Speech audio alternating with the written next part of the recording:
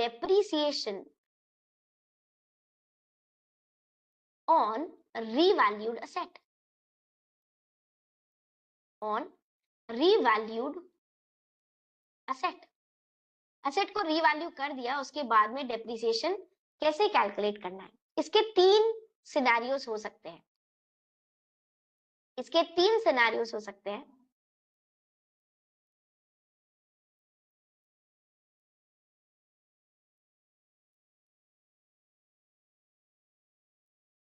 अगर revaluation start of the year में हुआ है, स्टार्ट ऑफ फाइनेंशियल ईयर, या मिड फाइनेंशियल ईयर में हुआ है, मिड ईयर में हुआ है, या फिर एंड ऑफ फाइनेंशियल ईयर में हुआ है, या तो revaluation beginning of the year में हो गया, या ईयर के बीच में हुआ है, या फिर एंड ऑफ द ईयर पे हुआ है।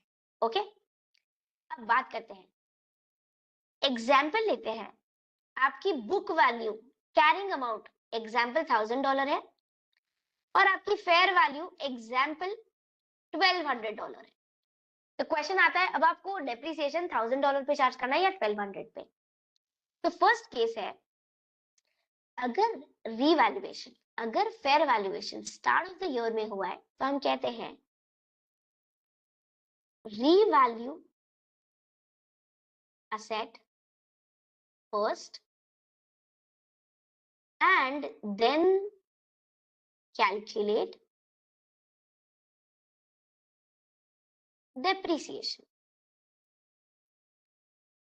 Revalue asset first and then calculate depreciation. इसका मतलब आप depreciation चार्ज करेंगे on $1200। पहले रीवैल्यू कर लो असेट, उसके बाद डेप्रिसिएशन चार्ज करना। ऑन दी अदर हैंड, अगर एंड में हुआ है रीवैल्यूएशन, तो यही बोलते हैं, IAS 16 बोलते हैं कि charge depreciation on carrying amount on book value. Carrying amount और बुक वैल्यू एक ही बात है। On carrying amount on book value first and then calculate fair value, then do the revaluation. मतलब इस केस में आप डेप्रिसिएशन चार्ज करोगे ऑन $1000, और जो भी डिफरेंस होगा वो आप P&L और OCI में लेकर जाओगे, जैसे भी रहेगा। ठीक है, डिपेंडिंग, गेन है तो OCI में और लॉस है तो P&L में। Correct? Everybody good till here? Mid year के लिए हम एग्जांपल लेते हैं कि आपका फाइनेंशियल ईयर जैन टू दिसंबर है। एग्जांपल लेते हैं, हमारा फाइनेंशियल ईयर जैन टू दिसंबर है, और देखो बड़े बड़े ट्रांजैक्शंस करने में, बड़ी बड़ी डील्स करने में कोई वेट नहीं करता कि ईयर कब चालू होगा और ईयर कब एंड होगा। एग्जाम्पल, अगर जियो को हॉटस्टार खरीदना है तो वो आज भी खरीद लेगा, वो वेट नहीं करेगा कब 1 जनवरी आएगा, कब 31 दिसंबर। करेक्ट है? अगर हीरो को होंडा खरीदना है तो वो वेट नहीं करेगा कब 1 जनवरी आएगा, कब 31 दिसंबर। करेक्ट? हो सकता है मर्जर्स और एक्विजिशन के बाद फेयर वैल्यूएशन करना पड़े, तो मिड ईयर भी हो सकता है। एग्जाम्पल, 1 मई को रीवैल्यूएशन हुआ, एग्जाम्पल 1 मई को रीवैल्यूएशन हुआ, तो हम कहते हैं आपको प्रो राटा करना पड़ेगा, आपको प्रो राटा डेप्रिसिएशन रिकॉर्ड करना पड़ेगा। इसका मतलब आप डिवाइड करोगे, अगर हमारा एग्जाम्पल 1 मई का है तो आप 1 जैन से 30 अप्रैल तक अलग चार्ज करोगे, और फिर 1 मई से 31 दिसंबर तक आप अलग चार्ज करोगे। ये बोलते हैं कि 1 जैन से 30 अप्रैल तक ऑन बुक वैल्यू रिकॉर्ड करना डेप्रिसिएशन, एक सेकेंड है ना, डेप्रिसिएशन ऑन बुक वैल्यू, और जबकि अगर 1 मई से 31 दिसंबर जब रिवैल्यूएशन हो गया तो depreciation on fair value. Very importantly ये होगा सुपर इंपॉर्टेंट, मतलब अच्छे से नोट करना इसे, ये होगा over total useful life whereas ये डेप्रिसिएशन कैलकुलेट होगा ओवर रिमेनिंग यूजफुल लाइफ। हम एग्जाम्पल के साथ देखेंगे, आप परेशान मत होइए, पर इतना समझ आएगा। अगर स्टार्ट ऑफ द ईयर है तो आप पहले रिवैल्यू कर लो और फिर असेट पर डेप्रिसिएशन चार्ज करो। अगर एंड ऑफ द ईयर है तो पहले डेप्रिसिएशन चार्ज कर लो फिर रिवैल्यू करना। मिड ईयर है तो प्रोराटा करना पड़ेगा, डिवाइड करना पड़ेगा। जितने वक्त तक रिवैल्यूएशन नहीं हुआ था तब तक आप डेप्रिसिएशन चार्ज करोगे कैरिंग अमाउंट पर, बुक वैल्यू पर, मतलब $1000 पर। और जैसे ही रिवैल्यूएशन हो गया आप डेप्रिसिएशन चार्ज करोगे रीवैल्यूड अमाउंट पर, फेयर वैल्यू अमाउंट पर over the remaining useful life. Give me a quick thumbs up, are we good till here? आपको समझ आ रहा है? किसी को कोई क्वेश्चन? क्या आप सब मेरा तैयार है? यस बिफोर प्रोसीडिंग फर्दर मैं मेरा फर्स्ट पॉइंट छोटा सा डाउट है स्टार्ट ऑफ फाइनेंशियल ईयर में।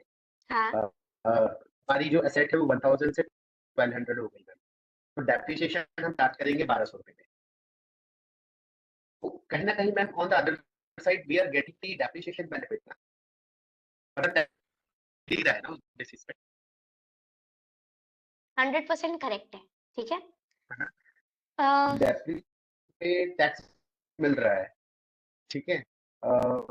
तो यही कि इस पे हमको टैक्स बेनिफिट में डेप्रिसिएशन तो मिलेगा ना, मतलब डेप्रिसिएशन बेनिफिट जो टैक्स का बेनिफिट है वो तो मिलेगा ना हमें।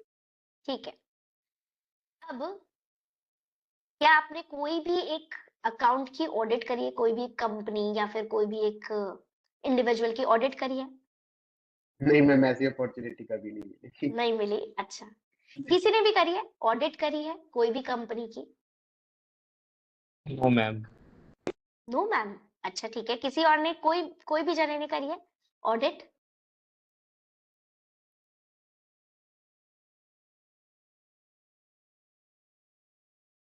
अच्छा, मैं आपको बताती हूँ। जब भी हम ऑडिट करते हैं, गुड गुड रेनू, तो शायद रेनू आप मुझे बताना, क्या आप अग्री करते हो कि हम दो टैक्स कैलकुलेशन, दो डेप्रिसिएशन चार्ट्स बनाते हैं? Yes, ma'am. As per Companies Act or as per Income Tax Act, actually. Perfect perfect perfect. हम दो डेप्रिसिएशन चार्ट बनाते हैं। अब बात समझो, क्या किसी ने आईटीआर फाइल करी है कोई बिजनेस की?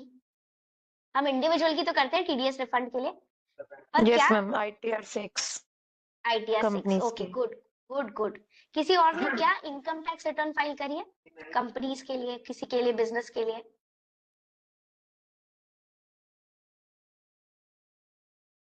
आप देखेंगे उसके लिए आपको एक फॉर्म भरना पड़ता है, 3CA, 3CB, 3CD।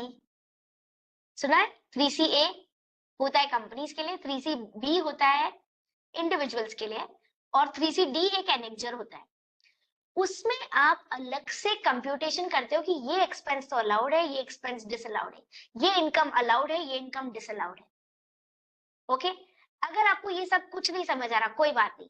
क्या आपने इनकम टैक्स पढ़ा है जहां पर आप बिजनेस इनकम कैलकुलेट करते हो, जहां पर आप बुक से चालू करते हो और बहुत सारी इनकम्स और एक्सपेंसेस को अलाउ और डिसअलाउ करते हो?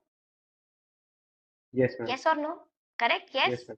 यस मैम, मैं समझ कोमल, गया मैम आप भाग्यश्री, मैं समझ गया आप समझ क्या रहे? कहना चाह रहे हैं। मैं समझ रहा हूँ बिकॉज एक्चुअली आप इस पॉइंट पे ये कहना चाह रहे हैं कि अकाउंटिंग प्रॉफिट और टैक्स प्रॉफिट्स में डिफरेंस होता है, और जो परफेक्ट रिवैल्यूएशन गेन है वो टैक्स की नजरों में नील है, जबकि परफेक्ट है। हमारा अकाउंटिंग प्रॉफिट बढ़ा है, लेकिन हमारा अकाउंटिंग प्रॉफिट डिक्रीज हुआ है, लेकिन टैक्स प्रॉफिट आज भी उतना ही है, मतलब वही एग्जैक्टली 1000 पे ही। Correct, exactly correct. Okay, yes clear. Okay. इसके अलावा टैक्सेशन के खुद के रूल्स है। वो बोलता है भाई ये असेट पे 15% लगाओ, ये असेट पे 20% लगाओ। खुद के क्लास ऑफ असेट है, खुद की रेंज है, खुद का परसेंटेज दिया हुआ है। वेयरएज कंपनीज एक्ट अपनी बात बताता है, आईएफआरएस अपनी बात बताता है। तो हम क्या करते हैं, अकाउंटिंग करते हैं स्टैंडर्ड्स के हिसाब से। ठीक है, आरओसी रजिस्ट्रार ऑफ कंपनीज को सबमिट करेंगे कंपनीज एक्ट के हिसाब से। कंपनीज एक्ट बोलता है आईएफआरएस अप्लाई करो, अकाउंटिंग स्टैंडर्ड अप्लाई करो, इंड एस अप्लाई करो। इसलिए हम सारे अकाउंट्स आईएफआरएस और इंड एस के हिसाब से बनाते हैं। ठीक है, अब बात आती है इनकम टैक्स। इनकम टैक्स को कोई फर्क नहीं है आपने अपनी बुक्स में क्या रिकॉर्ड करा है क्या नहीं, कितना गेन है कितना लॉस, उसको कोई फर्क नहीं है। इनकम टैक्स खुद अपना प्रॉफिट और लॉस कैलकुलेट करवाता है, खुद इनकम्स और एक्सपेंसेस को अलाउ और डिसअलाउ करवाता है, खुद के प्रॉफिट पर ही टैक्स चार्ज करता है। Everybody give me a quick thumbs up, do you understand this? समझ आता है हमें? किसी को कोई डाउट?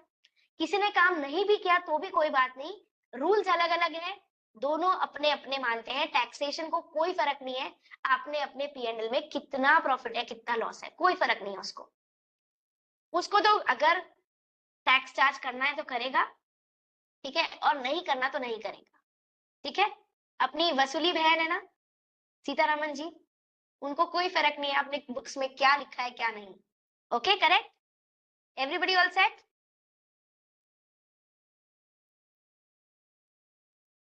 Good good. इसलिए ये रीवैल्यूएशन जो भी हम पढ़ रहे हैं और सिर्फ बुक्स में कैसे अकाउंटिंग करनी है उसके लिए पढ़ रहे हैं, ठीक है। टैक्सेशन एक डिफरेंट जॉनर है, उसके लिए एक डिफरेंट कैलकुलेशन होगी, उसकी डिफरेंट रेट्स होगी।